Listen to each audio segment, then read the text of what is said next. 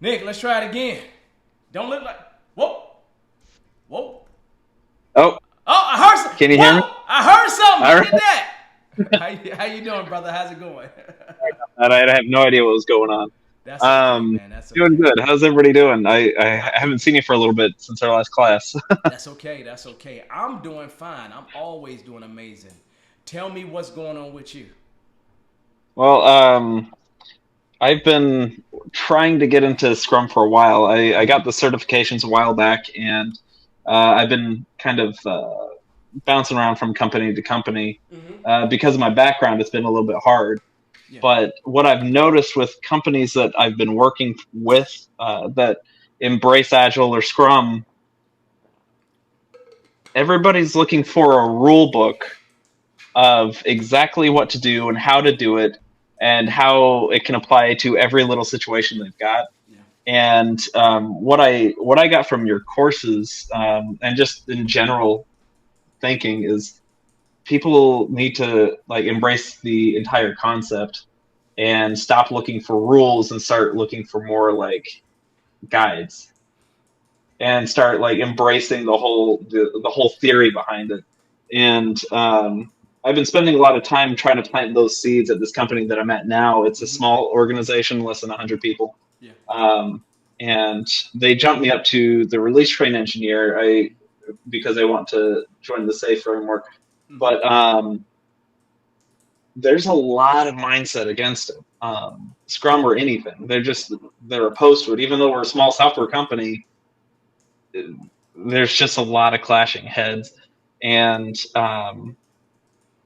it sounds like they're going to try to use me to spearhead the movement. And I'm hoping I can do well. This is my first, swing into this realm because I've been mostly on the technical side, on the development, Yeah. on some of the hardware stuff, some of the fielding stuff.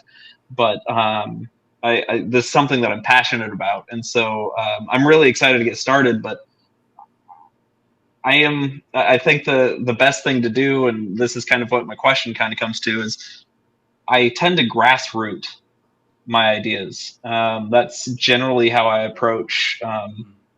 larger change. Yeah. Is I try to feed the idea ether, basically, just try to get people to start thinking and having that conversation, and then let it kind of grow in its own way Mm-hmm. while directing it the best that I can.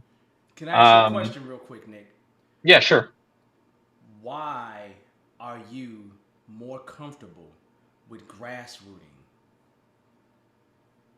Um, I look at it as the best way for self ownership. If I can get people at a lower level to really own the idea of embracing this change, it'll carry upward. If I can also convince from the top down that letting the organizations do what they feel is best to achieve the same goals that we're all driving towards, that's how I feel like it's the best way to mesh. Mm-hmm. But like I said, I'm So another wet question behind the for you, right? ears. So another question for you. Now you've experienced grassrooting and you have seen it be successful and you've seen mindsets change. But here's my question for you. When you grassroot, how much does leadership truly support you? Yeah, well, and that's been my struggle is that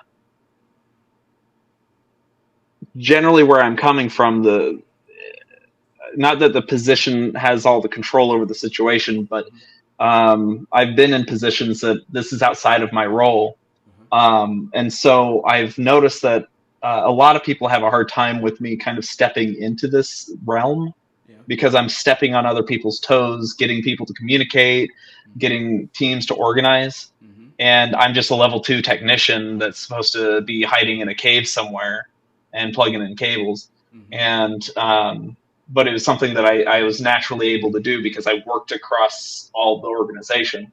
And so I've seen it kind of bite me in the ass quite a bit. But Mm-hmm. I'm hopeful for this organization, but I'm where I feel like I might be a little bit more successful here is I've actually started from uh, middle top, I guess, to work that mind shift. Yeah. And because it was taboo to even talk about having meetings, stand-ups at all. Anything was just the evil. Yeah. And so I've heard communications change quite a bit from the top down, Yeah. and now stepping into this role in a few weeks, I'm hoping that because it's my position, I can also kind of, while also trying to get people to do the things themselves, I can also kind of dictate some of the change as Mm-hmm. well. Now If that here's the makes sense. question, right? Somebody in your organization that has more power than you has Hmm. really given you this authority, right? Yeah. Because here's the distinction, right? You have jumped into a place where you have some form of power, Hmm. right? You have expert power in that you understand Scrum, you understand Agile, you got some technical chops, right? And you may end up, you also have some referent power, right? Even though you may not have the power of coercion, right, to force people to do Hmm. things, but you have some power. And the question I would ask you at this point is, how can you utilize that power to start to change the mindsets of those who exist above you and lateral to you? Yeah, and that's I think that's part of why they created the position and gave it to me specifically. And I think that the reason I was chosen is that I've been very successful. I'm right now. I'm a without the title that they give us, a field tech. Mm-hmm. I'm actually in Texas. This is my hotel that I'm at right now, but Mm-hmm. I'm out helping finish this system install. But I've been able to work across multiple organizations, and everybody has a high expectation for me. Mm-hmm. They a lot of respect, and I think that that's why they think that now is a good time to start this transition. I feel like they chose me because these are the conversations that I've had. Is they feel like I can help guide people into the idea, and it's because I have a strong footing in the organization. Mm-hmm. And I've only been here about a year, but that's in the time that I've been here. I've put in a lot of effort in my networking, and so I think that Yeah, yeah. that's where I'm getting that foothold here. So But you have a but you I'm said it. You have a track record. yeah. You have a track record of success, right? Hmm. And so here's the deal. The main reason why they would want to do this at all would be is going to change something in the organization. Hmm. And the question that I would have in my head is for those people that have put me in this position, what is it that they're trying to change about the organization? Because something, they don't do this for no return on investment. They do Sure. this because they want some end result to come from the other side, and you have been anointed to help get to that end result. Hmm. Now, what you have to be careful about is sometimes you can end up putting yourself in a position where you can end up being a sacrificial lamb. Yeah. Now, I don't know if you want to do that. I have been a sacrificial lamb before. You know, and when Hmm. I took my class with Ken Schwaber, he said a dead scrum master is no good to anybody. So I wouldn't say to become the sacrificial lamb, okay? But what I would say to you is understand the goals and objectives that they're trying to achieve. If you can Okay. get a footholding around the goals and objectives, think about management that puts you in this position because you gotta do something. You gotta make them look pretty, right? You gotta make them look Hmm. real good because this is how they make more money and this is how they get more promotions, right? So you gotta make them look real pretty, right? So I'm gonna go have conversations with them about what their expectation is when we get to the other side of this implementation and it's working the way that it's expected to work.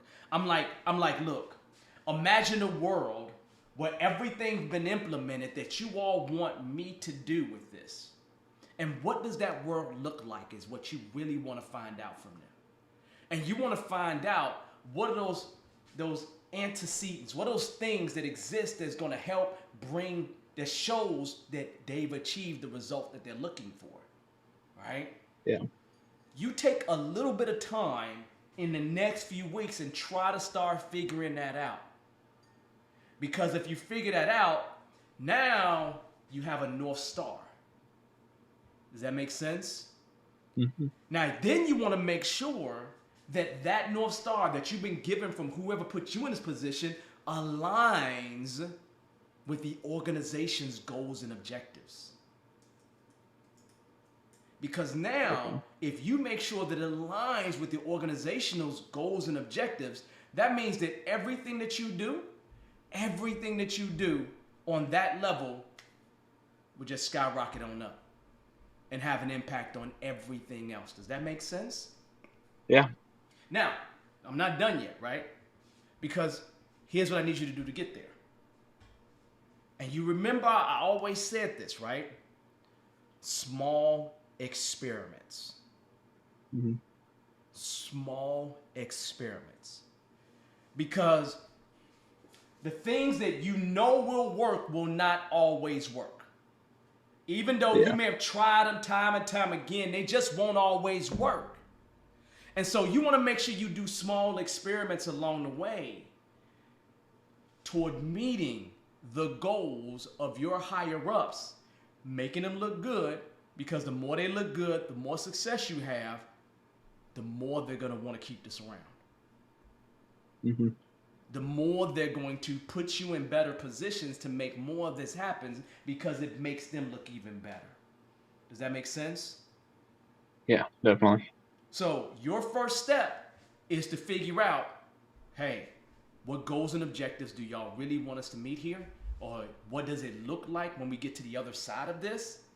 And then small experiments to get yourself there, to get the organization there is what you want to do, Nick, right? This keeps you from getting fired immediately. Yeah. Seriously, I'm not joking, right? Yeah. And it's hard to get you fired when you're doing things that meet their goals and their objectives, right? Because you're making them look good inch by inch. And they're going to want to see more of that and have more of that. So you want to make sure you do that. And look, I agree with grassroots, keep doing that. But the grassroots don't win. You are always dealing with a behemoth when you're dealing with management. And I hate to make the comparison, but it's like the Russian forces against Ukraine. They can actually come and annihilate y'all immediately. Leadership can do that. One leader can annihilate this entire movement. Yeah. Pick the right leader, they can do it. So you need to get enough success happening across the board so then it's easy breezy and they have no reason to get rid of it. Does that make sense? Yeah.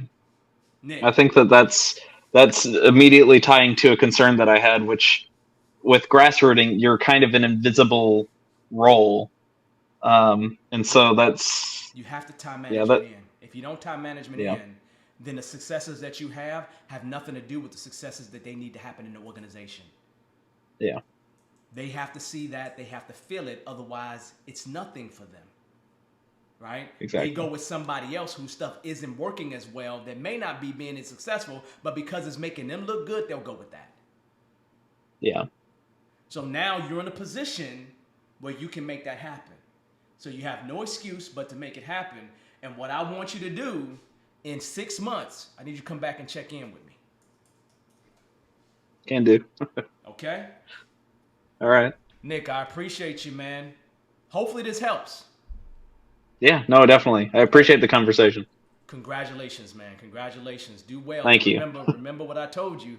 I don't like nobody embarrassing me on the street. My name is on your certificate, so don't do that to me, all right? All right. All right, Nick. Have a good one, okay?